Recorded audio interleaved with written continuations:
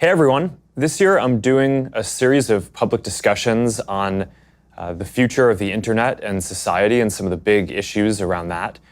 And today I'm here with Yuval Noah Harari, a great historian and best-selling author of a number of books. His first book, Sapiens, a brief history of humankind, kind of chronicled and did an analysis going from the early days of hunter-gatherer society to now how our civilization is organized. And your next two books, the Homo Deus, A Brief History of Tomorrow, and 21 Lessons for the 21st Century, actually tackle important issues of technology and the future. And that's, I think, a lot of what we'll talk about today. Mm-hmm. But most historians only tackle and analyze the past. But but a lot of the work that you've done has had really interesting insights and raised important questions for the future. So I'm really glad to have an opportunity to talk with you today. So Yuval, thank you for joining for this conversation. Yeah, I'm happy to be here. I think that if historians and philosophers cannot engage with the current questions of technology and the future of humanity, then we aren't doing our jobs. And we are not just supposed to chronicle events, centuries ago. All the people that lived in the past are dead. They don't care. The question is what happens to us and to the people in the future. Yeah.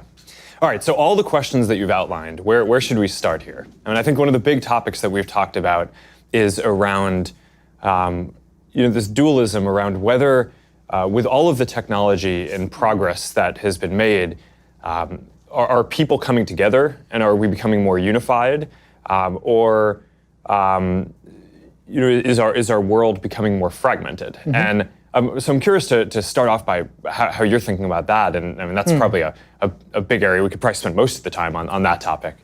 Yeah, I mean, if you look at the long span of history, then it's obvious that humanity is becoming more and more connected. If thousands of years ago, planet Earth was actually a galaxy of a lot of isolated worlds with almost no connection between them, so gradually people came together and became more and more connected until we reach today when the entire world for the first time is a single historical, economic and cultural unit. But connectivity doesn't necessarily mean harmony. The people we fight most often are our own family members and neighbors and friends.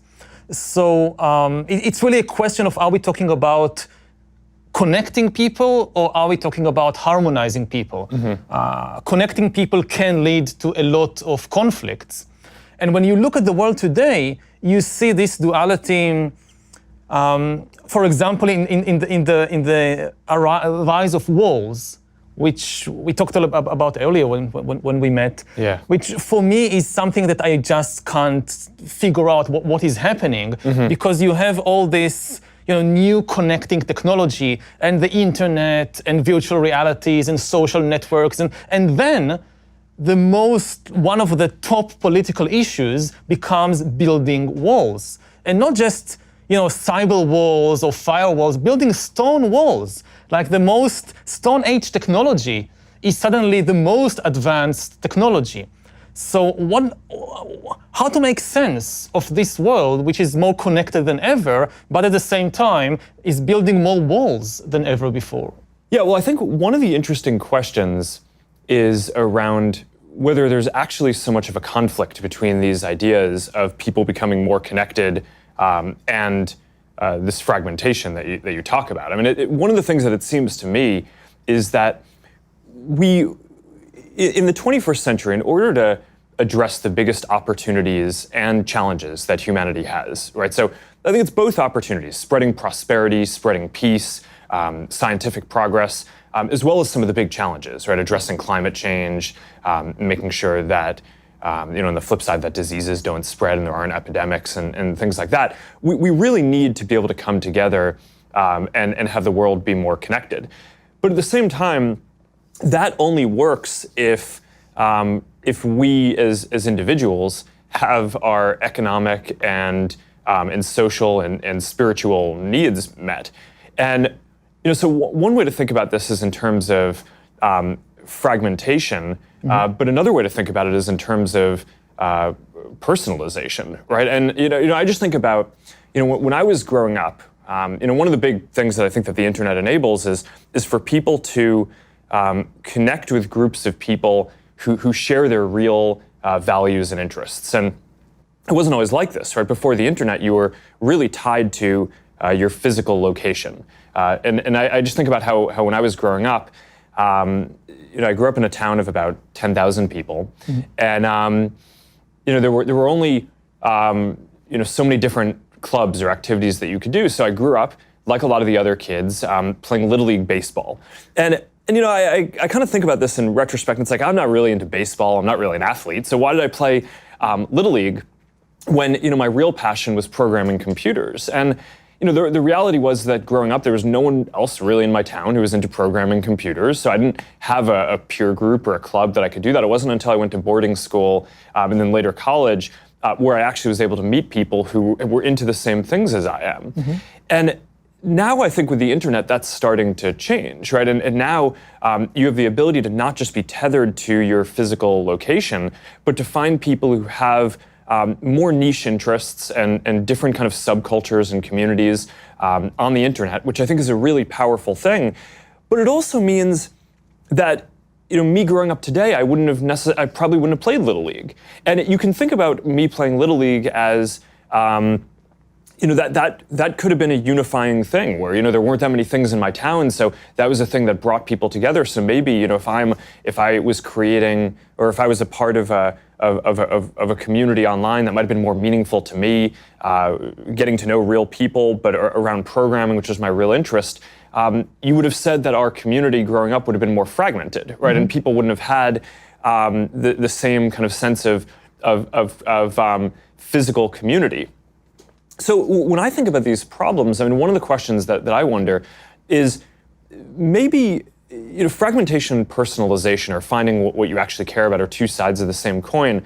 But the bigger challenge that I worry about is whether there are a number of people who are just left behind in the transition, who were people who would have played Little League but haven't now found their new community and now just feel dislocated. And maybe their primary orientation in the world is still the physical community that they're in, or that they haven't really been able to find a community of people who they're interested in. And as the world has progressed, I think a lot of people feel lost in that way, and that probably contributes to some of the feelings. That would be my hypothesis, at least. That's the social version of it. There's also the economic version around globalization, which I think is as important. But I'm curious what you think about that. About the social issue, well, online communities can be a wonderful thing, but they are still incapable of replacing physical communities because there are still so many things that you can only do with your body and with your physical friends.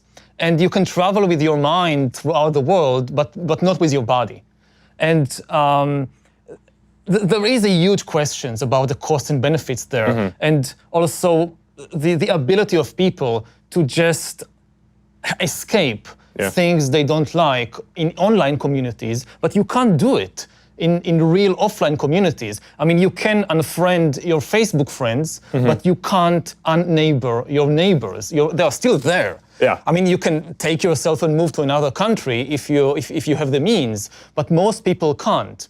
So part of the logic of traditional communities was that you must learn how to get along with people you don't like necessarily, maybe, and you must develop social mechanisms how to do that. And with online communities, and they have done some really wonderful things for people, but also they kind of don't give us the experience of doing these difficult but important things. Yeah, and I definitely don't mean to state that that online communities can replace everything that a physical community did. The most meaningful online communities that we see are ones that span online and offline, that bring people together. Maybe the original organization might be online, but people are coming together physically, because that ultimately is really important for relationships and for, because we're physical beings, right? So whether it's, there are lots of examples around whether it's an interest community where people care about running, but they also care about cleaning up the environment. So a group of people organize online, and then they every week go for a run along a beach or through a town and clean up garbage. That's like a physical thing. I mean, we hear about communities where people, if you're in a profession, maybe the military or maybe something else where you have to move around a lot, people form these communities of military families or families of groups that travel around, and the first thing they do when they go to a new city is they find that community, and then that's how they get integrated into the local physical community too. So that's obviously a super important part of this that I don't mean to understand. Yeah, and then the question, the practical question for also a service provider like Facebook is, what is the goal? I mean, are we trying to connect people so ultimately they will leave the screens and go and play football or pick up garbage? Or are we trying to keep them as long as possible on the screens? And there is a conflict of interest there. Yeah. I mean, you could have, one model would be, we want people to stay as little as possible online. We just need them to stay there the shortest time necessary to form the connection, which they will then go and do something in the outside world. Yeah. And that's one of the key questions, I think, about what the internet is doing to people, whether it's connecting them or fragmenting society. Yeah, and I think your point is right. I mean, we've made this big shift in our systems to make sure that they're optimized for meaningful social interactions, which of course the most meaningful interactions that you can have are physical offline interactions. And there's always this question when you're building a service of how you measure the different thing that you're trying to optimize for. So, it's a lot easier for us to measure if people are interacting or messaging online than if you're having a meaningful connection physically. But there are ways to get at that. I mean, you can ask people questions about what the most meaningful things that they did. You can't ask, all 2 billion people, but you can have a statistical subsample of that and have people come in and tell you, okay, what are the most meaningful things that I was able to do today, and how many of them were enabled by me, connecting with people online, or how much of it was me connecting with someone physically, maybe around the dinner table, with content or something that I learned online or saw. So that is definitely a really important part of it. But I think one of the important and interesting questions is about the richness of the world that can be built, where you have, on one level, unification or this global connection, where there's a common framework where people can connect. Maybe it's through using common internet services, or maybe it's just common social norms as you travel around. One of the things that you'd pointed out to me in a previous conversation is now something that's different from in any other time in history is you could travel to almost any other country and look like you dress like you're appropriate and that you fit in there. And if 200 years ago or 300 years ago, that just wouldn't have been the case. If you went to a different country, you would have just stood out immediately. So there's this norm, there's this level of cultural norm that is united. But then the question is, what do we build on top of that?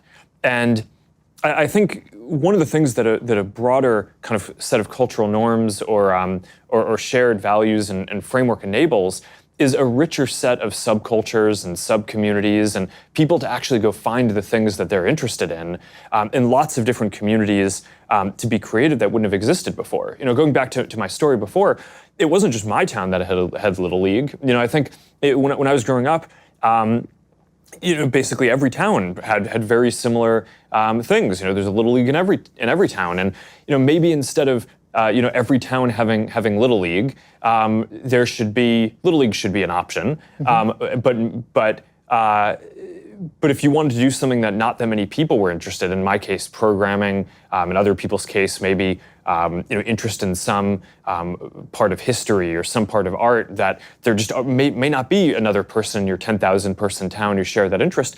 I think it's good if you can form those kind of communities, and now people have can find connections and can find a group of people who share their interest. And I think that there's a question, though, of you can look at that as fragmentation, right? Because now we're not all doing the same things, right? We're not all, going to church and playing Little League and doing the exact same things. Or you can think about that as richness and depthness in our social lives. And I just think that that's an interesting question: is where you want the commonality across the world and the connection, and where you actually want that commonality to enable deeper richness, even if that means that people are doing different things. And I'm curious if you have a view on that, and where that's positive versus where that creates a lack of social cohesion. Yeah, I think almost nobody would argue with the benefits of richer social environment in which people have more options to connect around all kinds of things. The key question is, how do you still create enough social cohesion on a level of a country, and increasingly also on the level of the entire globe, in order to tackle our main problems? I mean, we need global cooperation like never before, because we are facing unprecedented global problems. We just had Earth Day, and it should be obvious to everybody, we cannot deal with the problems of the environment, of climate change, except through global cooperation. Similarly, if you think about the potential disruption caused by new technologies like artificial intelligence, we need to find a mechanism for global cooperation around issues like how to prevent an AI arms race, how to prevent different countries racing to build autonomous weapon systems and killer robots, and weaponizing the internet and weaponizing social networks. Unless we have global cooperation, we can't stop that, because every country will say, well, we don't want to produce killer robots, it's a bad idea, but we can't allow our rivals to do it before us, so we must do it first. And then you have a race to the bottom. Similarly, if you think about the potential disruptions to the job market and the economy caused by AI and automation, so it's quite obvious that there will be jobs in the future, but will they be evenly distributed between different parts of the world? One of the potential results of the AI revolution could be the concentration of immense wealth in some parts of the world, and the complete bankruptcy of other parts. There will be lots of new jobs for software engineers in California, but there will be maybe no jobs for textile workers and truck drivers in Honduras and Mexico. So what will they do? If we don't find a solution on the global level, like creating a global safety net to protect humans against the shocks of AI, and enabling them to use the opportunities of AI, then we will create the most unequal economic situation that ever existed. It will be much worse even than what happened in the Industrial Revolution, when some countries industrialized, most countries didn't, and the few industrial powers went on to conquer and dominate and exploit all the others. So how do we create enough global cooperation so that the enormous benefits of AI and automation don't go only, say, to California and Eastern China, while the rest of the world is being left far behind? Yeah, I think that's important. So I would unpack that into two sets of issues. One around AI and the future economic and geopolitical issues around that, and let's put that aside for a second, because I actually think we should spend 15 minutes on that. I mean, that's a big set of things. But then the other question is around, how do you create the global cooperation that's necessary to take advantage of the big opportunities that are ahead and to address the big challenges, right? I don't think it's just fighting crises like climate change. I think that there are massive opportunities around global spreading prosperity, spreading more human rights and freedom. Those are things that come with trade and connection as well. So I think that you want that for the upside. But I guess my my diagnosis at this point, and I'm curious to hear your view on this, is I actually think we've spent a lot of the last 20 years with the internet, maybe even longer, working on global trade, global information flow, making it so that people can connect.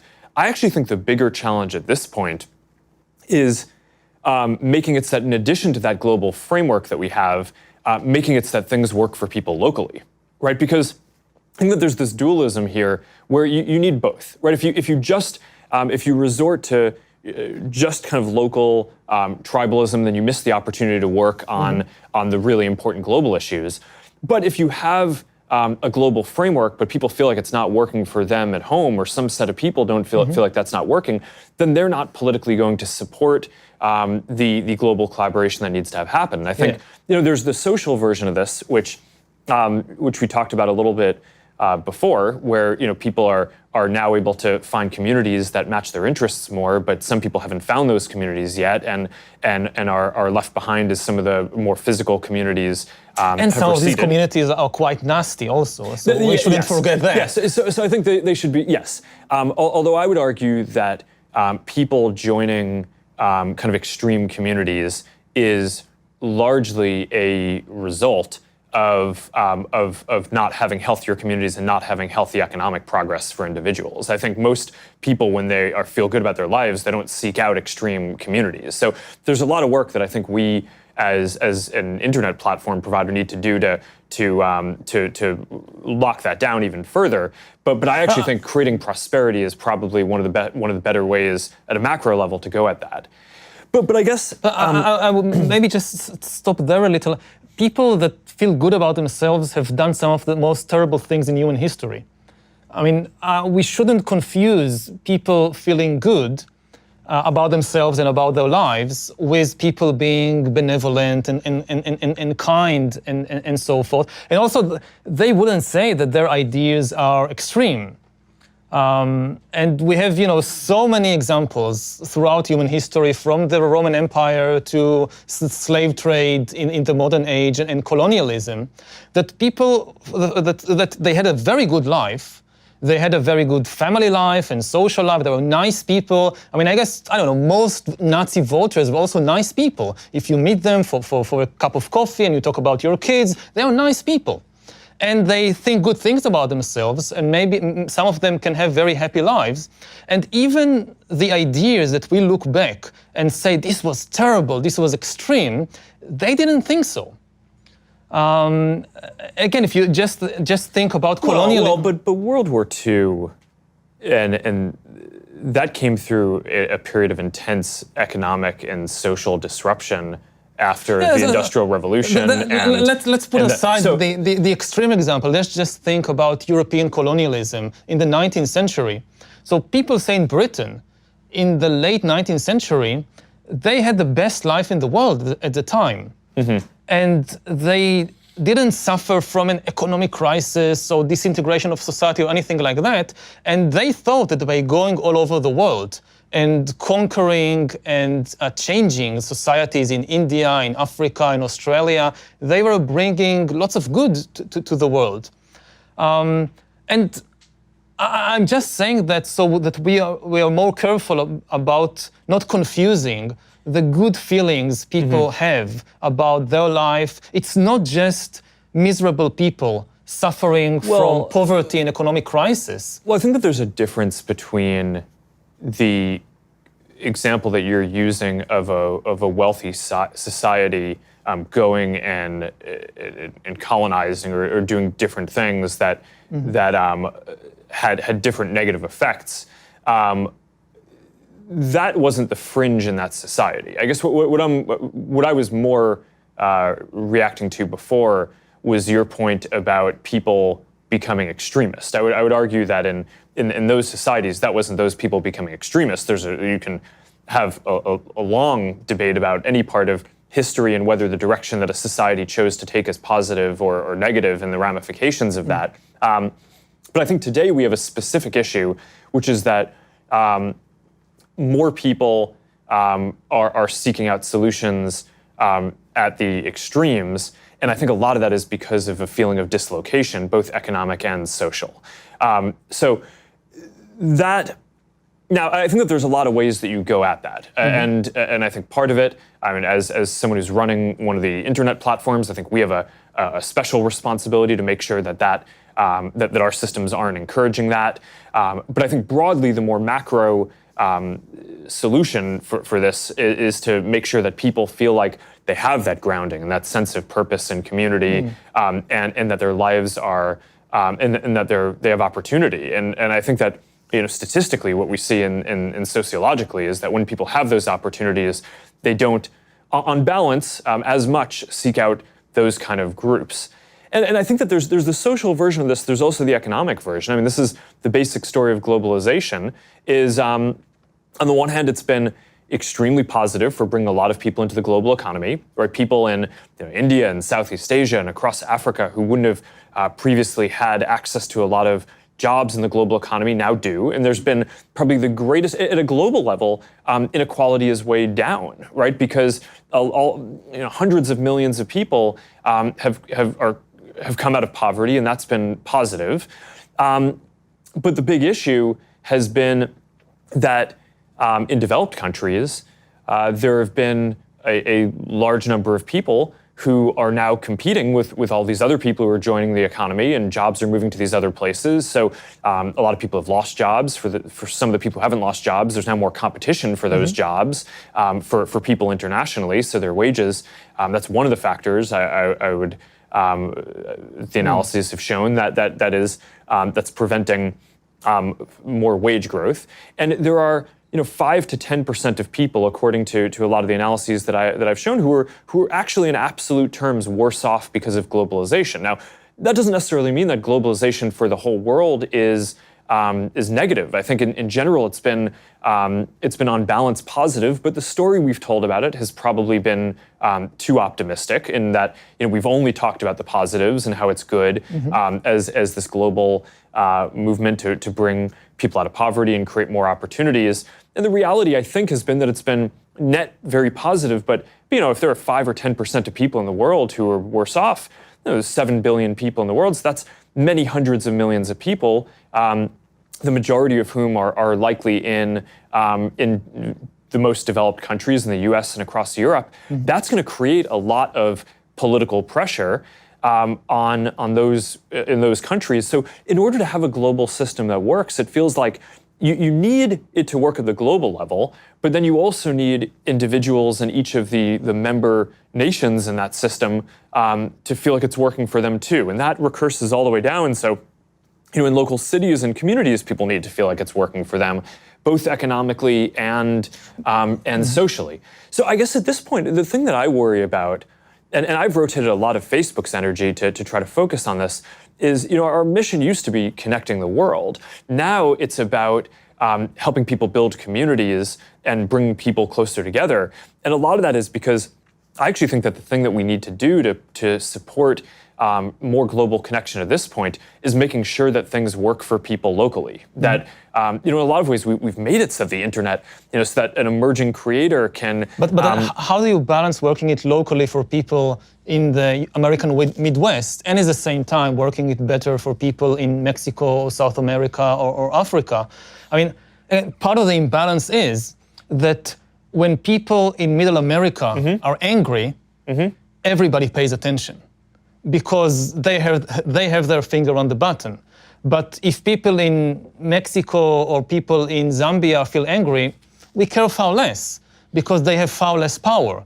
I mean, the pain, and I'm not saying the pain is not real, the pain is definitely real, but the pain of somebody in Indiana reverberates around the world far more than the pain of somebody in Honduras or in the Philippines, simply because of the imbalances of the power in the world. And I mean, earlier, what we said about fragmentation, I know that Facebook faces a lot of criticism about kind of encouraging some people to move to these extremist groups.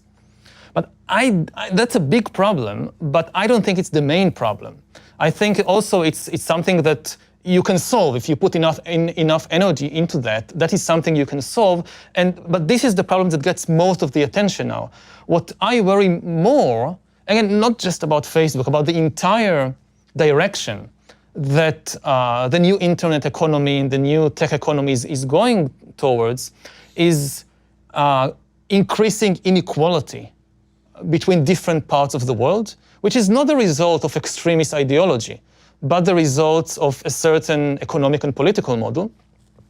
And secondly, undermining human agency and undermining the basic philosophical ideas of democracy and the free market and individualism. These, I would say, my two greatest concerns about the development of technology like AI and machine learning.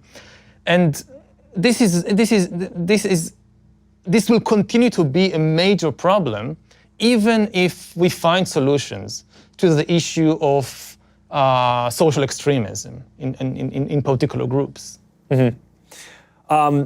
Yeah, I certainly agree that extremism is I would think about it more as a symptom and a big issue that needs to be worked on. But I think the bigger question is making sure that everyone has a sense of purpose, has a role that they feel matters, and social connections. Because at the end of the day, we're social animals, and I think it's easy in our theoretical thinking to abstract that away. But that's such a fundamental part of who we are. So that's why I focus on that. I don't know, do you want to move over to some of the AI issues? Because I think that's or do you want to stick on this topic for a second? No, I mean, this topic is closely connected to AI. Again, because I think that, one of the disservices that science fiction, and I'm a huge fan of science fiction, but I think it has done some pretty bad things, which is to focus attention on the wrong scenarios, on the wrong dangers. That people think, oh, AI is dangerous because the robots are coming to kill us. And this is extremely unlikely, that we'll face a robot rebellion. I'm much more frightened about robots always obeying orders than about robots rebelling against the humans. I think the two main problems with AI, and we can explore this in greater depth, is what I just mentioned. First, increasing inequality between different parts of the world, because you'll have some countries which lead and dominate the new AI economy, and this is such a huge advantage that it kind of trumps everything else. And we will see, if we had the Industrial Revolution creating this huge gap between a few industrial powers and everybody else, and then it took 150 years to close the gap. And over the last few decades, the gap has been closed or closing, as more and more countries which were far behind are catching up. Now the gap may reopen and be much worse than ever before because of the rise of AI and because AI is likely to be dominated by just a small number of countries. So that's one issue, AI and inequality. And the other issue is AI and human agency, or even the meaning of human life. What happens when AI is mature enough and you have enough data to basically hack human beings, and you have an AI that knows me better than I know myself and can make decisions for me, predict my choices, manipulate my choices, and authority increasingly shifts from humans to algorithms. So not only decisions about which movie to see, but even decisions like which community to join, who to befriend, whom to marry. We increasingly rely on the recommendations of the AI, and what does it do to human life and human agency? So these I would say the two most important issues of AI inequality and AI and human agency. Yeah. And I think both of them get down to a similar question around values, right? And who's building this, and what are the values that are encoded, and how does that end up playing out? I tend to think that in a lot of the conversations around AI, we almost personify AI, right? Your point around killer robots or something like that. But I actually think it's AI is very connected to the general tech sector, right? So almost every technology product and increasingly a lot of not what you call technology products are made better in some way by AI. So it's not like AI is a monolithic thing that you build. It powers a lot of products. So it's a lot of economic progress and can get towards some of the distribution of opportunity questions that you're raising. But it also is fundamentally interconnected with these really socially important questions around data and privacy and how we want our data to be used and what are the policies around that and what are the global frameworks. And so one of the big questions that, so I tend to agree with a lot of the questions that you're raising, which is that a lot of the countries that have the ability to invest in future technology, of which AI and data and future internet technologies are certainly an important area, are doing that because it will give their local companies an advantage in the future, right? And to be the ones that are exporting services around the world. I tend to think that right now, the United States has a major advantage that a lot of the global technology platforms are made here, and certainly a lot of the values that are encoded in that are shaped largely by American values. They're not only. I mean, speaking for Facebook, I mean, we serve people around the world and we take that very seriously. But certainly ideas like giving everyone a voice, that's something that is probably very shaped by the American ideas around free speech and strong adherence to that. So I think culturally and economically, there's an advantage for countries to develop, to kind of push forward the state of the field and have the companies that in the next generation are the strongest companies in that. So certainly you see different countries trying to do that, and this is very tied up in not just economic prosperity and inequality, do they have but a also real chance? I mean, does a country like Honduras, Ukraine, Yemen has any real chance of joining the AI race, or are they already out? I mean, it's not going to happen in Yemen. It's not going to happen in Honduras. And then what happens to them in 20 years or 50 years? Some of this gets down to the values around how it's developed, though. Right? I think that there are certain advantages that countries with larger populations have because you can get to critical mass in terms of universities and industry and investment and things like that. But one of the values that we here, right, both at Facebook and I think generally in the academic system of trying to do research, hold is that you do open research, right? So a lot of the work that's getting invested into into these advances, in theory, if this works well, should be more open. So then you can have an entrepreneur in one of these countries that you're talking about, which maybe isn't a whole industry-wide thing, and certainly I think you'd bet against sitting here today that in the future all of the AI companies are going to be in a given small country. But I don't think it's far-fetched to believe that there will be an entrepreneur in some place who can use Amazon Web Services to spin up instances for compute, who can hire people across the world in a globalized economy and can leverage research that has been done in the US or across Europe or in different open academic institutions or companies that increasingly are publishing their work that are pushing the state-of-the-art forward on that. So I think that there's this big question about what we want the future to look like. And part of the way that I think we want the future to look is we want it to be open. We want the research to be open. I think we want the internet to be a platform. And this gets back to your unification point versus fragmentation. One of the big risks, I think, for the future is that the internet policy in each country ends up looking different and ends up being fragmented. And if that's the case, then I think the entrepreneur in the countries that you're talking about in Honduras probably doesn't have as big of a chance if they can't leverage all the advances that are happening everywhere. But if the internet stays one thing and the research stays open, then I think that they have a much better shot.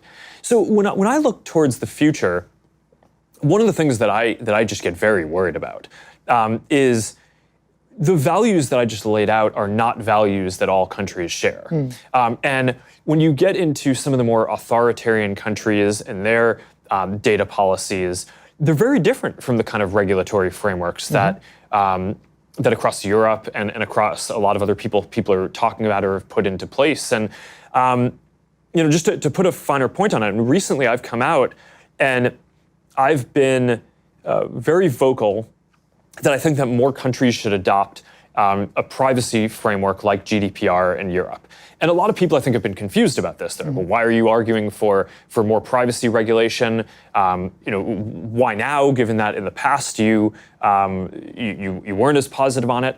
And I think part of the reason why I am so focused on this now is I think at this point, people around the world recognize that these questions around data and AI and technology are important. So there's going to be a framework in every country. I mean, it's not like there's not going to be regulation or policy. So I actually think the bigger question is, what is it going to be? And the most likely alternative to each country adopting something that encodes the freedoms and rights of something like GDPR, in my mind, the most likely alternative is the authoritarian model, which is currently being spread, which says, as every company needs to store everyone's data locally in data centers, and if I'm a government, I should be able to go send my military there and be able to access whatever data I want, and be able to take that for surveillance or military or helping local military industrial companies. And I mean, I just think that that's a really bad future, right? That's not the direction that I, as someone who's building one of these internet services, or just as a citizen of the world, want to see the world going. To be the devil's advocate for a moment, I mean, if I look at it from the viewpoint, let's say, of India, so I listened to the American president saying America first, and I'm a nationalist, I'm not a globalist, I care about the interests of America, and I wonder, is it safe to store the data about Indian citizens in the US and not in India, when they're openly saying they care only about themselves? So why should it be in America and not in India? Well, I think that there's the motives matter, and certainly I don't think that either of us would consider India to be an authoritarian country that has. So I would say that. It can still say we want data and metadata on Indian users to be stored on Indian soil. We don't want it to be stored on American soil or somewhere else. Yeah, and I can understand the arguments for that, and I think that the intent matters, right? And I think countries can come at this with open values and still conclude that something like that could be helpful. But I think one of the things that you need to be very careful about is that if you set that precedent, you're making it very easy for other countries that don't have open values and that are much more authoritarian and want the data not to protect their citizens, but to be able to surveil them and find dissidents and lock them up. So I think I agree. But I think that it really boils down to the questions that do we trust America? And given the past 2-3 years, people in more and more places around the world. I mean, previously, say if we were sitting here 10 years ago, or 20 years ago, or 40 years ago, then America declared itself to be the leader of the free world. We can argue a lot whether this was the case or not, or at least on the declaratory level, this was how America presented itself to the world. We are the leaders of the free world, so trust us, we care about freedom.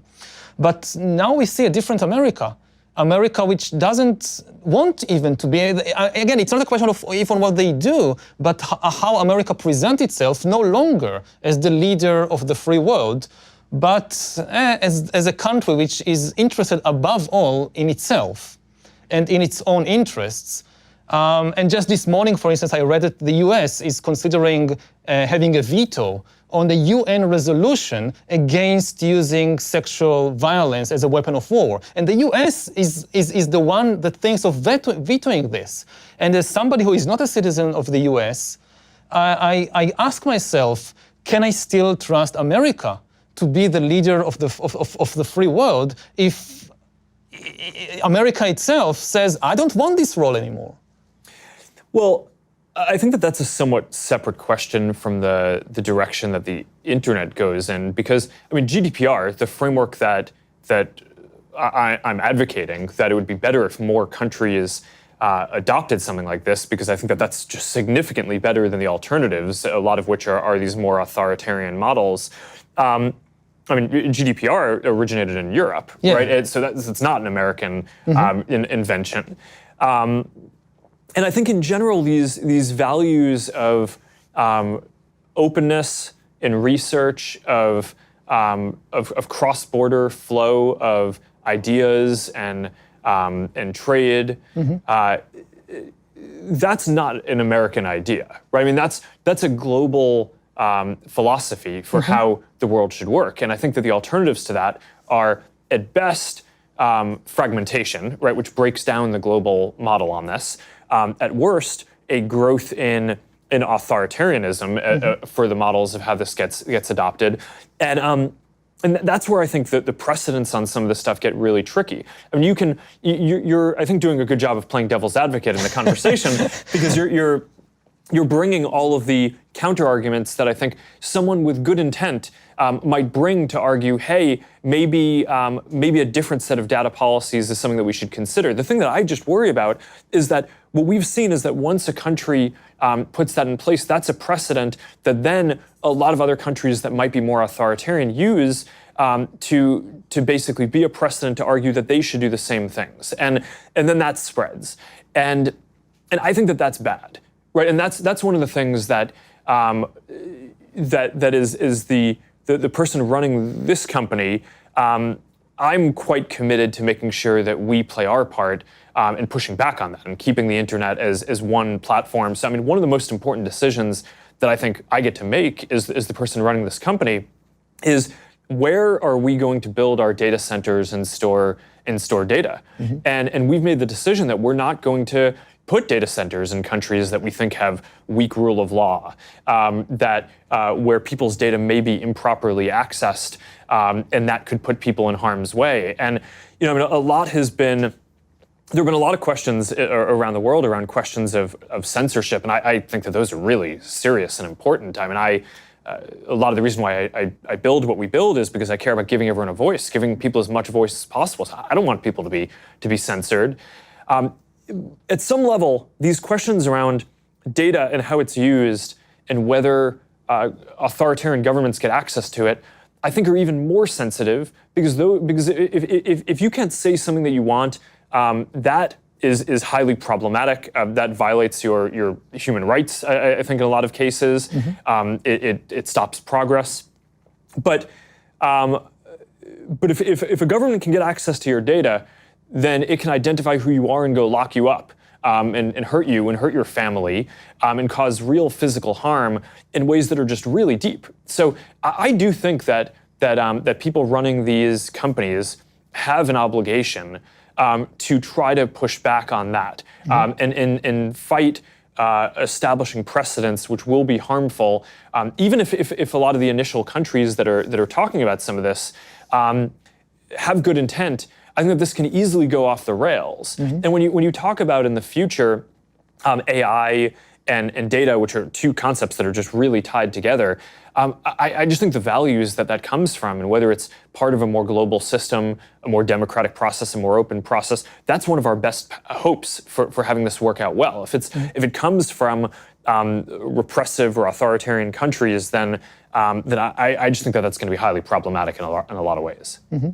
Yeah, well, that raises the question of how do we build AI in such a way that it's not inherently a tool of surveillance and manipulation and control? I mean, this goes back to the idea of creating something that knows you better than you know yourself, which is kind of the ultimate surveillance and control tool. And we are building it now in different places around the world. It's being built. And what are your thoughts about how to build an AI which serves individual people and protects individual people, and not an AI which can easily, with a flip of a switch, becomes kind of the ultimate surveillance tool? Well, I think that is more about the values and the policy framework than the technological development. I mean, it's a lot of the research that's happening in AI are just very fundamental mathematical methods where a researcher will create an advance, and now all of the neural networks will be 3% more efficient. I'm just kind of throwing this out, and that means that all right. Newsfeed will be a little bit better for people. Our systems for detecting things like hate speech will be a little bit better. But our ability to find photos of you that you might want to review will be better. But all these systems get a little bit better. So now I think the bigger question is you have places in the world where governments are choosing to use that technology and those advances for things like widespread face recognition and surveillance. And those countries, I mean, China's doing this, they create a real feedback loop, which advances the state of that technology where they say, okay, well, we want to do this. So now there's a set of companies that are sanctioned to go do that and are getting access to a lot of data to do it because it's allowed and encouraged. So that is advancing and getting better and better. That's not a mathematical process. That's kind of a policy process that they want to go in that direction. Those are the values,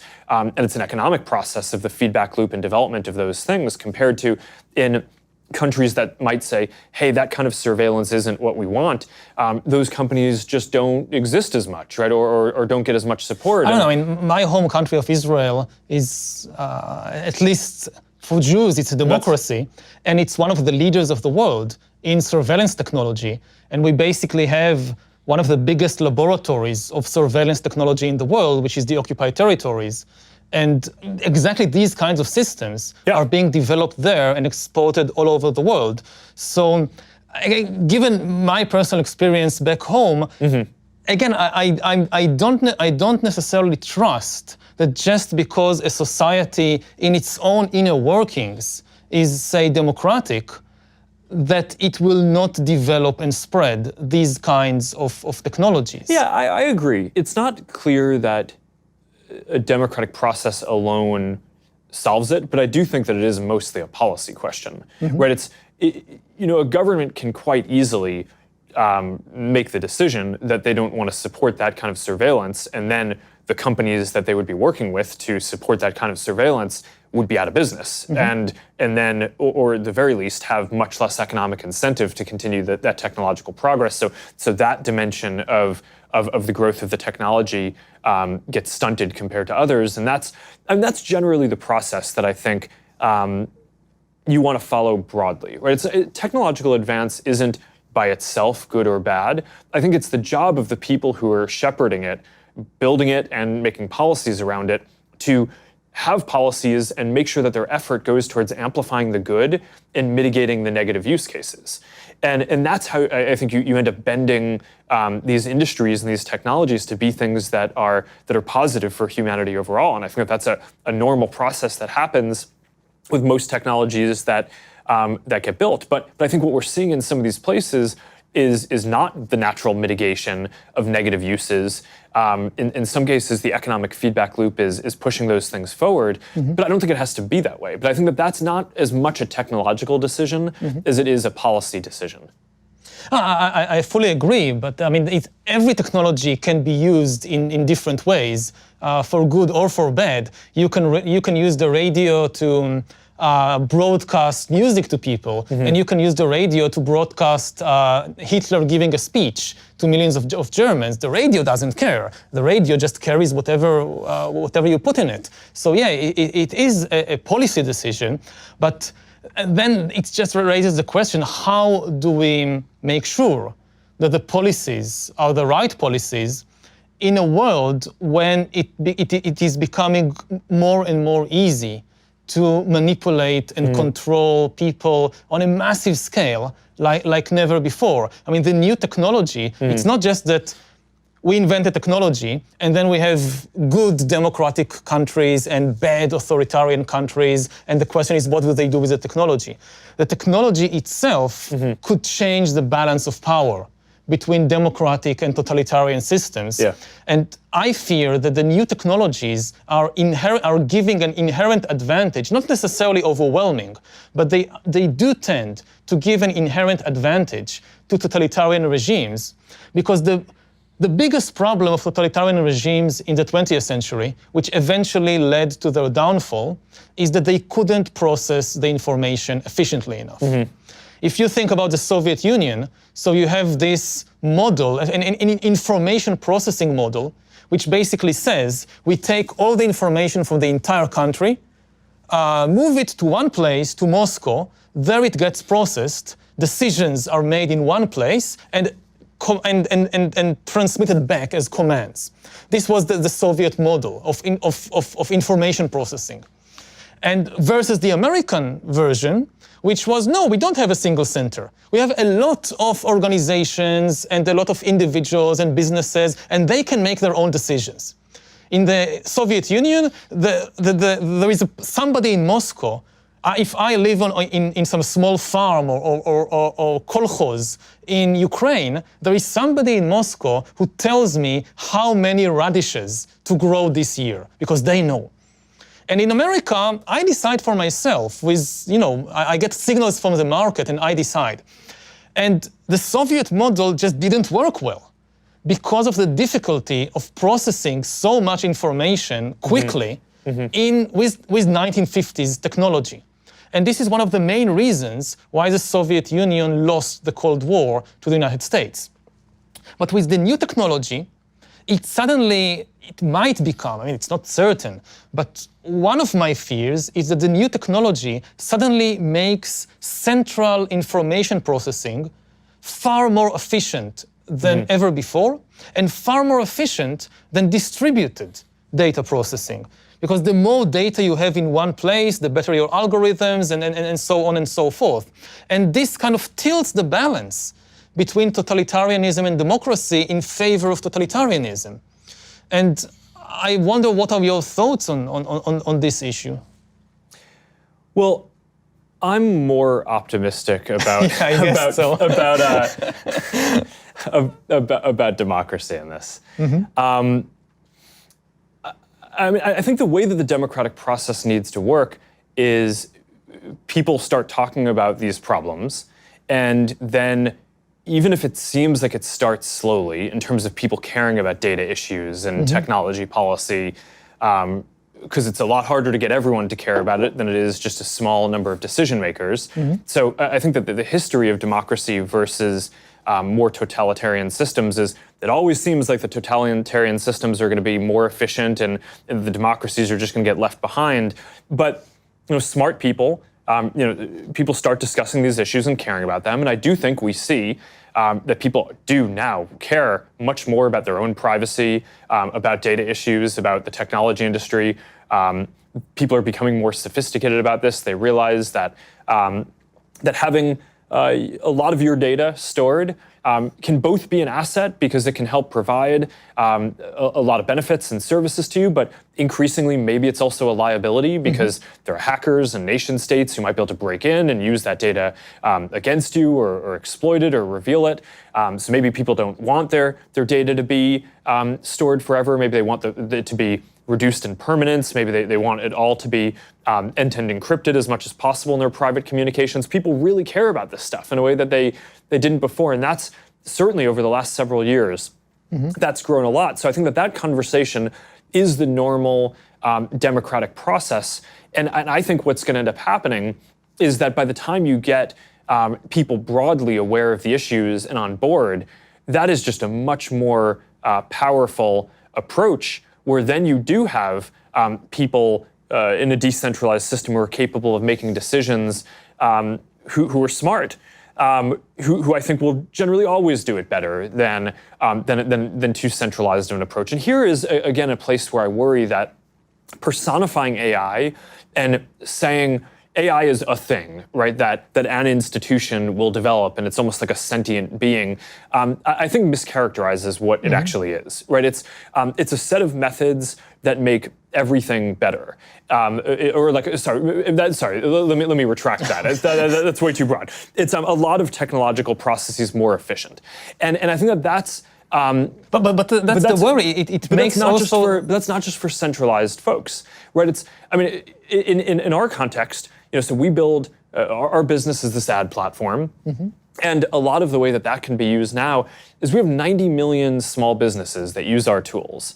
And now, because of this access to technology, they have access to the same tools to do advertising and marketing and reach new customers and grow jobs that previously only the big companies would have had. And that's a big advance, and that's a massive decentralization. When people talk about our company and the internet platforms overall, they talk about how there's a small number of companies that are big, and that's true. But the flip side of it is that now there are billions of people around the world who have a voice, that they can share information more broadly, and that's actually a massive decentralization in power, and kind of returning power to people. Similarly, people have access to more information, have access to more commerce. That's all positive. So I don't know. I'm an optimist on this. I think we have real work cut out for us, and I think that the challenges that you raise are the right ones to be thinking about, because if we get it wrong, that's the way in which I think it will go wrong.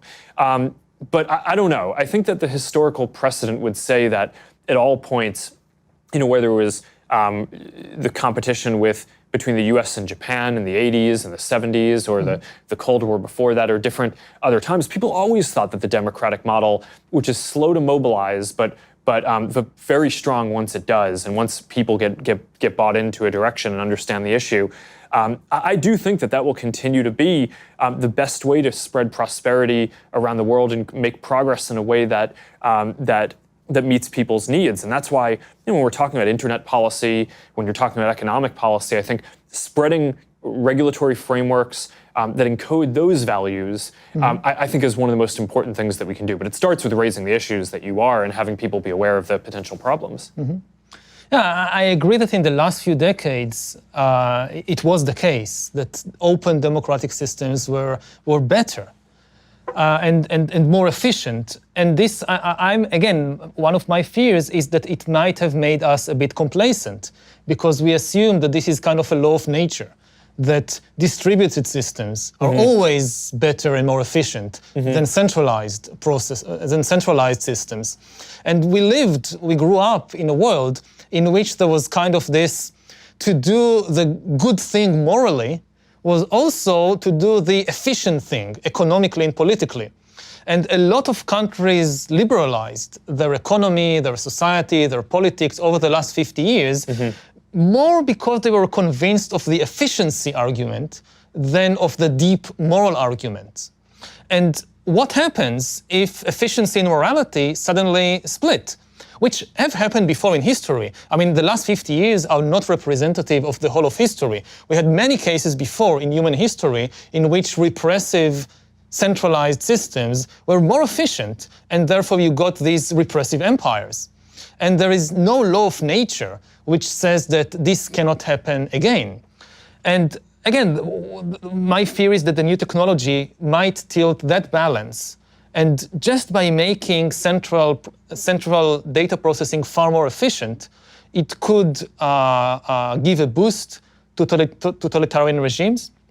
Also, in the balance of power between, say, again, the center and the individual, that for most of history, the central authority could not really know you personally, simply because of the inability to gather and process the information. So there were some people who knew you very well, but usually their interests were aligned with yours. Like my mother knows me very well, but most of the time I can trust my mother. But now we are reaching a point when some system far away can know me better than my mother, and the interests are not necessarily aligned.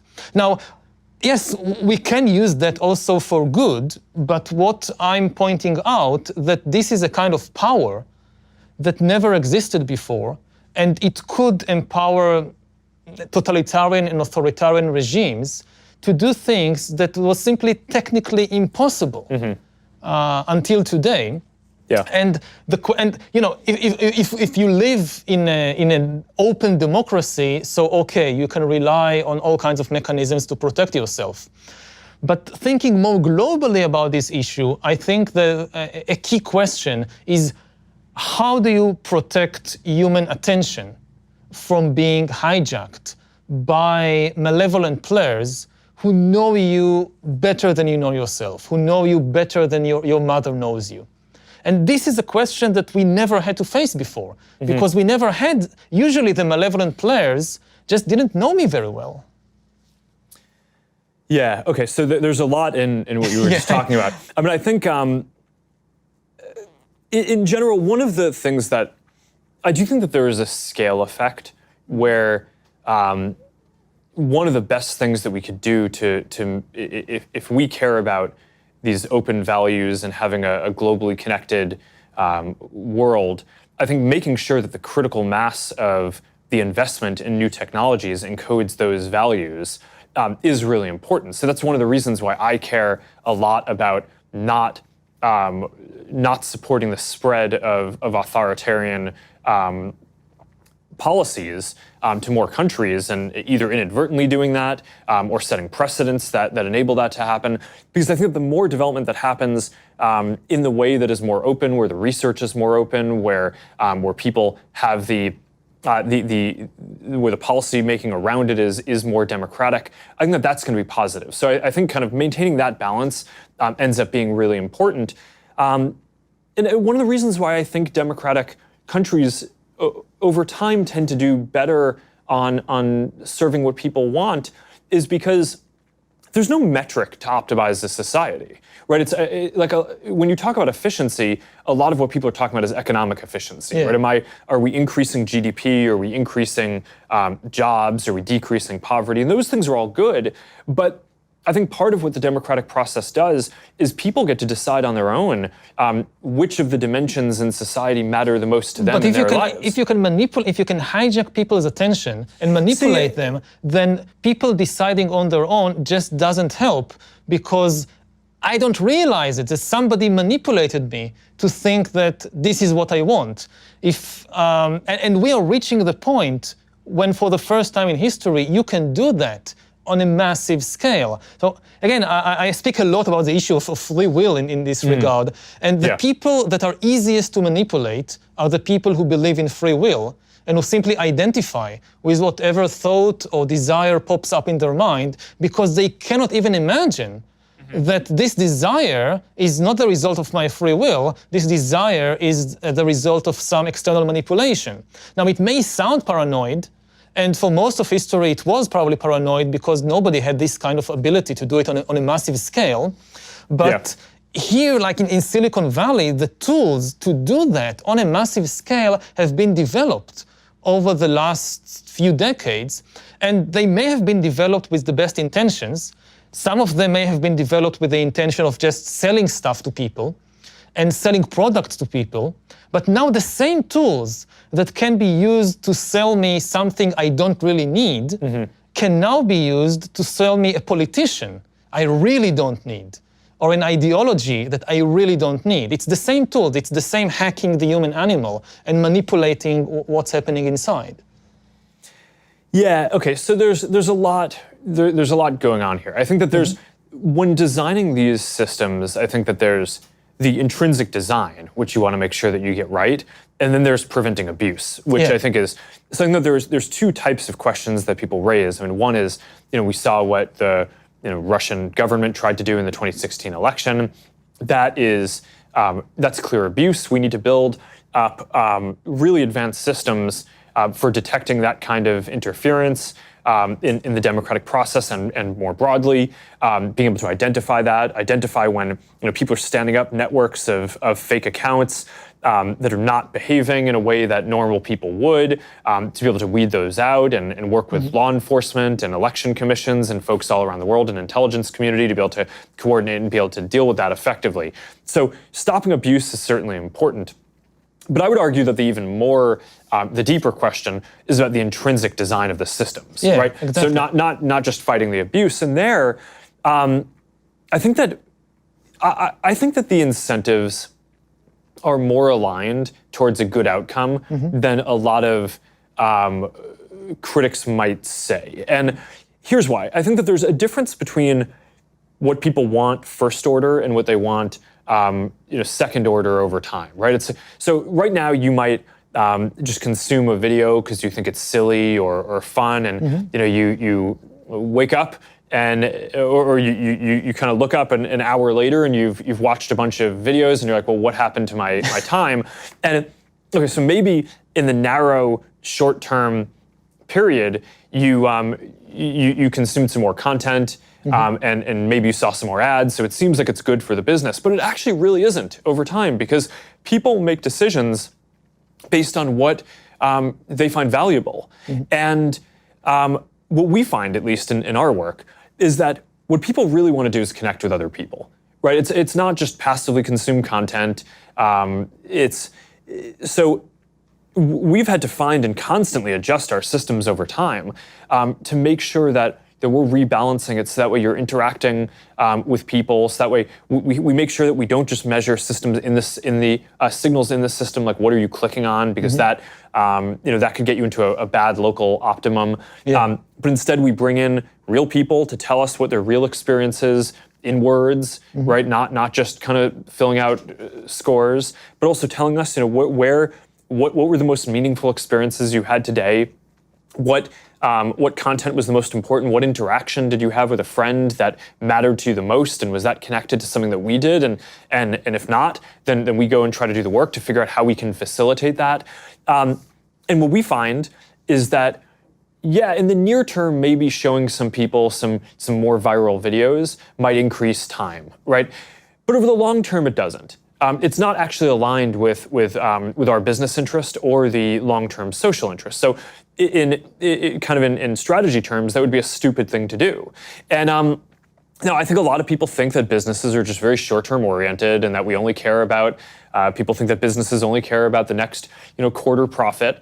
But I think that most businesses that get run well, that's just not the case. And I think last year on one of our earnings calls, I told investors that we'd actually reduce the amount of video watching that quarter by 50 million hours a day, because we wanted to take down the amount of viral videos that people were seeing, because we thought that was displacing more meaningful interactions that people were having with other people, which in the near term might have a short-term impact on the business for that quarter, but over the long term would be more positive, both for how people feel about the products and for the business. And one of the patterns that I think has actually been quite inspiring or a cause of optimism in running a business is that oftentimes you make decisions that you think are going to pay off long down the road, right? So you think, okay, I'm doing the right thing long term, but it's going to hurt for a while. And I almost always find that the long term comes sooner than you think. And that when you make these decisions that they're maybe taking some pain in the near term in order to get to what will be a better case down the line, that better case, maybe you think it'll take 5 years, but actually it ends up coming in a year, right? And I think people at some deep level know when something is good, and I guess this gets back to the democratic values, because at some level I trust that people have a sense of what they actually care about, and it may be that if we were showing more viral videos, maybe that would be better than the alternatives that they have to do right now, right? I mean, maybe that's better than what's on TV, because at least they're personalized videos. Maybe it's better than YouTube if we have better content or whatever the reason is. But I think you can still make the service better over time for actually matching what people want. And if you do that, that is going to be better for everyone. So I do think the intrinsic design of these systems is quite aligned with serving people in a way that is pro-social. And that's certainly what I care about in running this company, is to get there. Yeah, I think this is like the rock bottom. That this is the most important issue, that ultimately what I'm hearing from you and from many other people when I have these discussions is ultimately the customer is always right, the voter knows best, people know deep down, people know what is good for them, people make a choice. if they choose to do it, then it's good. That has been the bedrock of at least Western democracies for centuries, for generations. And this is now where the big question mark is. Is it still true in a world where we have the technology to hack human beings and manipulate them like never before, that the customer is always right, that the voter knows best? Or have we gone past this point? And we can know, the simple ultimate answer that, well, this is what people want and they know what's good for them, maybe it's no longer the case. Well, yeah, I think that it's not clear to me that has changed, but I think that's a very deep question about democracy. This is the deepest. I don't think that's a new question. I think it's people have always. No, the question isn't new. The technology is new. If you lived in 19th century America and you didn't have these extremely powerful tools to decipher and influence people, then it was a different. Well, let me actually frame this a different way. Okay. Which is, I actually think, for all the talk around is democracy being hurt by the current set of tools and the media and all this, I actually think that there's an argument the world is significantly more democratic now than it was in the past. The country was set up as, the US was set up as a republic, right? So a lot of the foundational rules limited the power of a lot of individuals being able to vote and have a voice, and checked the popular will at a lot of different stages, everything from the way that laws get written by Congress, right, and not by people. So to everything, to the Electoral College, and which a lot of people think today is undemocratic, but it was put in place because of a set of values that a democratic republic would be better. I actually think what has happened today is that increasingly more people are enfranchised and more people have a voice. More people are getting the vote, but increasingly people have a voice, more people have access to information. And I think a lot of what people are asking is that good? It's not necessarily the question of, okay, the democratic process has been the same, but now the technology is different. I think the technology has made it so individuals are more empowered, and part of the question is that the world that we want? And again, this is an area where it's not that, all these things are with challenges, right? And often progress causes a lot of issues, and it's a really hard thing to reason through. Wow, we're trying to make progress and help all these people join the global economy, or help people join the communities and have the social lives that they would want and be accepted in different ways. But it comes with this dislocation in the near term, and that's a massive dislocation, so that seems really painful. But I actually think that you can make a case that we are at and continue to be at the most democratic time.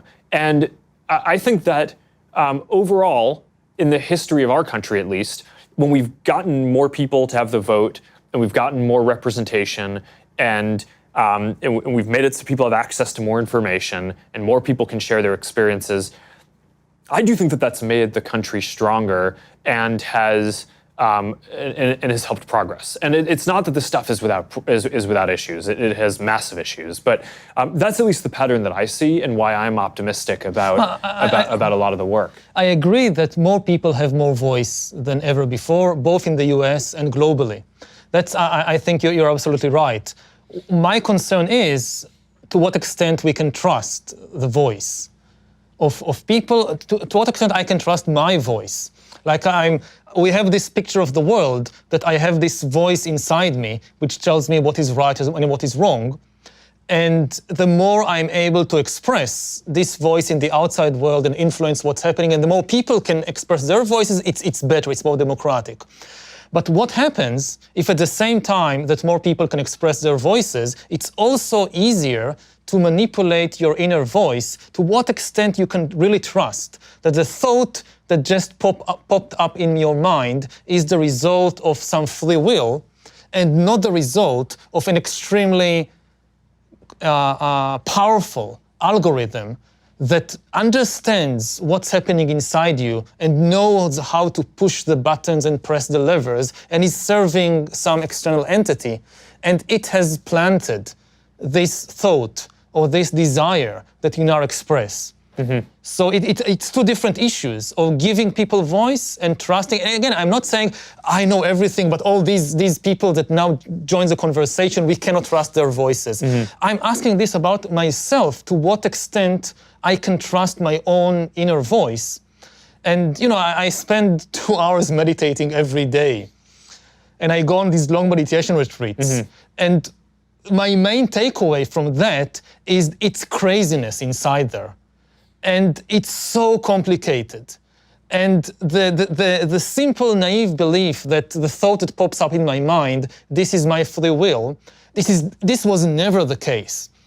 But if, say, 1,000 years ago, the battles inside were mostly between, neurons and biochemicals and childhood memories and all that, increasingly, you have external actors going under your skin and into your brain and into your mind. And how do I trust that my amygdala is not a Russian agent now? How do I know? The more we understand about the extremely complex world inside us, the less easy it is to simply trust what this inner voice is saying. Yeah, I understand the point that you're making. As one of the people who's running a company that develops ranking systems to try to help show people content that's going to be interested to them, there's a dissonance between the way that you're explaining what you think is possible and what I see as a practitioner building this. I think you can build systems that can get good at a very specific thing, right? At helping to understand which of your friends you care the most about, so you can rank their content higher in newsfeed. But the idea that there's some kind of generalized AI that's a monolithic thing that understands all dimensions of who you are in a way that's deeper than you do, I think doesn't exist and is probably quite far off from existing.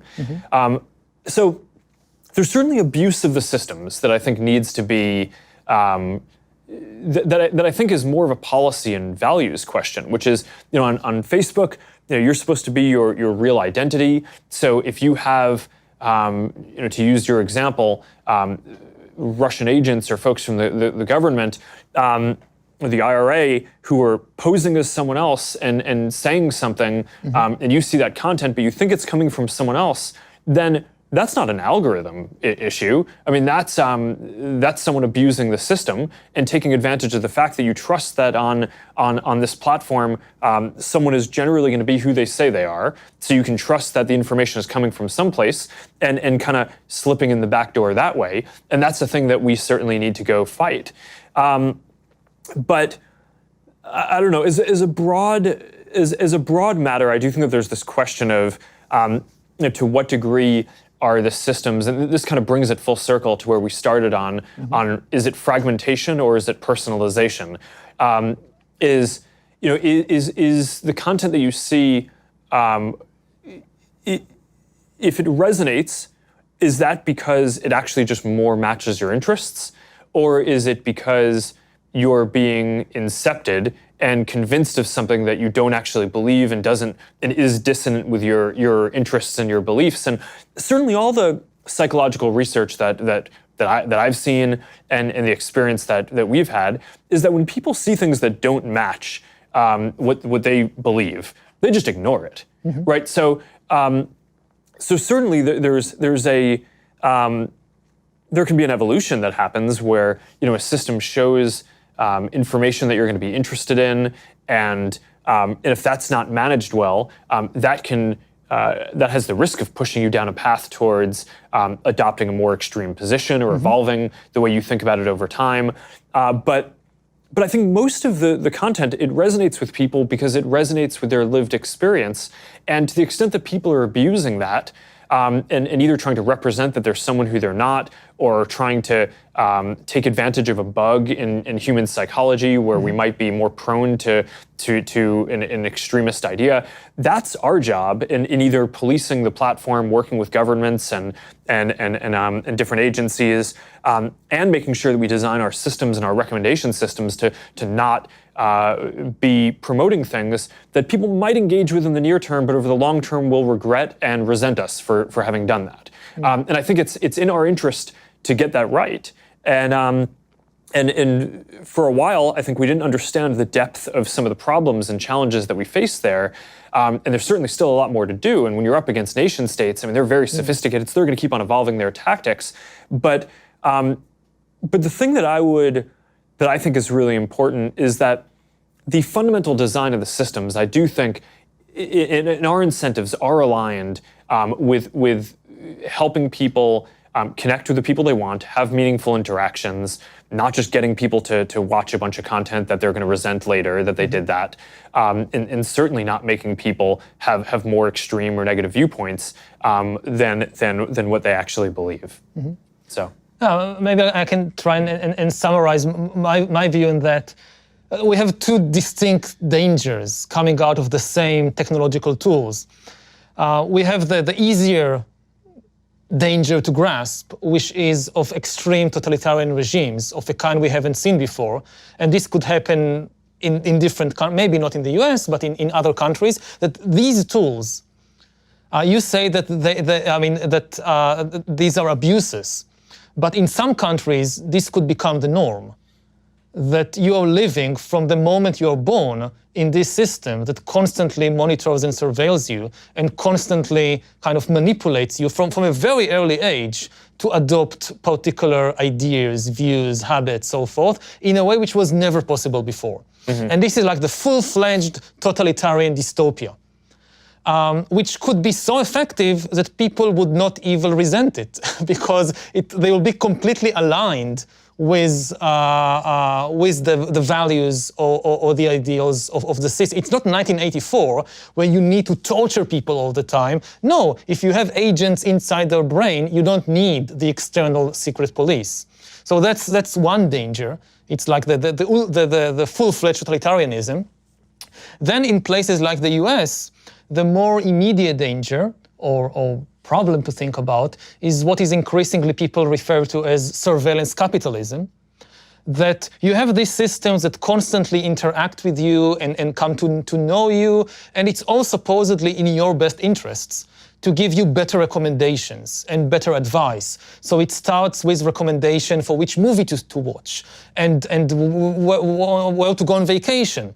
But as the system becomes better, it gives you a recommendation on what to study at college, where to work, ultimately whom to marry, who to vote for, which religion to join, like join a community. Like you have all these religious communities, this is the best religion for you. For your type of personality, Judaism, nah, it won't work for you, go with Zen Buddhism. It's a much better fit for your personality. You would thank us. In 5 years, you would look back and you say, this was an amazing recommendation, thank you. I so much enjoy Zen Buddhism. And again, people will feel that this is aligned with their own best interests. And the system improves over time. Yeah, there will be glitches. Not everybody will be happy all the time. But what does it mean that all the most important decisions in my life are being taken by an external algorithm? What does it mean in terms of human agency, in terms of, the meaning of life? For thousands of years, humans tended to view life as a drama of decision-making. Like life is it's a journey, you reach an intersection after intersection, and you need to choose.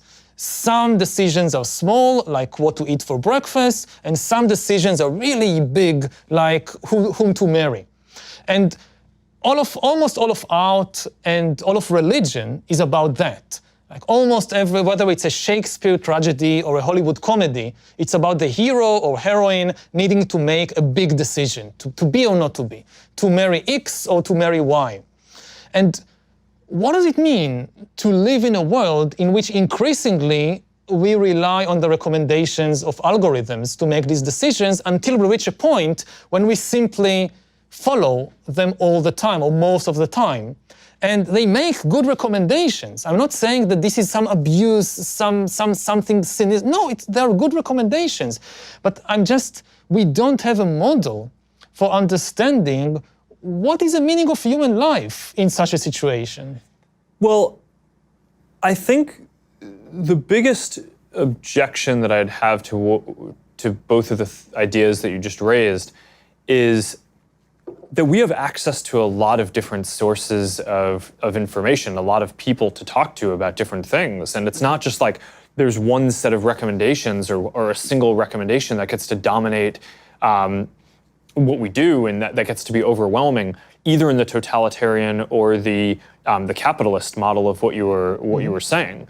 To the contrary, I think people really don't like and are very distrustful when they feel like they're being told what to do or just have a single option. One of the big questions that we've studied is how to address when there's a hoax or clear misinformation. And the most obvious thing that it would seem like you'd do intuitively is tell people, hey, this seems like it's wrong. Mm-hmm. Here is the other point of view that is right. Or at least, if it's a polarized thing, even if it's not clear what's wrong and what's right, here's the other point of view. If you're on any given issue, and that really doesn't work, right? So what ends up happening is if you tell people that something is false, but they believe it, then they just end up not trusting you, right? So that ends up not working. And if you frame two things as opposites, right? So if you say, okay, well, you're a person who doesn't believe in, you're seeing content that not believing in climate change. Mm-hmm. So I'm going to show you the other perspective, right? Here's something that argues that climate change is a thing. That actually just entrenches you further, mm-hmm. Because it's, okay, someone's trying to kind of control. Yeah, So what ends up working, right, sociologically and psychologically, the thing that ends up actually being effective is giving people a range of choices. So if you show not here's the other opinion and with a judgment on the piece of content that a person engaged with, but instead you show a series of related articles, right, or content, then people can kind of work out for themselves, hey, here's the range of different opinions or things that exist on this topic. And maybe I lean in one direction or the other, but I'm kind of going to work out for myself where I want to be. Most people don't choose the most extreme thing.